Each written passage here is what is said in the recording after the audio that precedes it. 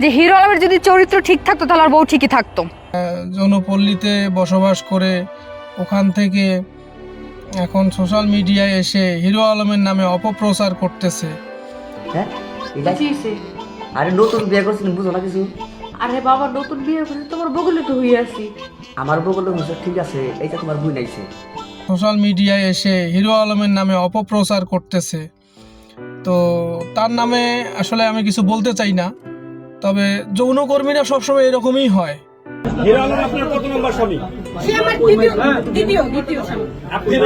আচ্ছা, এবার রিয়ামনের দিকে ফিরে আসি। উনি ভুলভাল মিডিয়ার সামনে কথা বলে প্রথমে দ্বিতীয় স্বামী, এখন বলে তৃতীয় স্বামী। আসলে ওর কত নাম্বার স্বামী ও নিজেও জানে না। আগে যে আরো কয়টা ওর ভাতার ছিল, ওর কয়টা স্বামী ছিল ও নিজেও জানে না।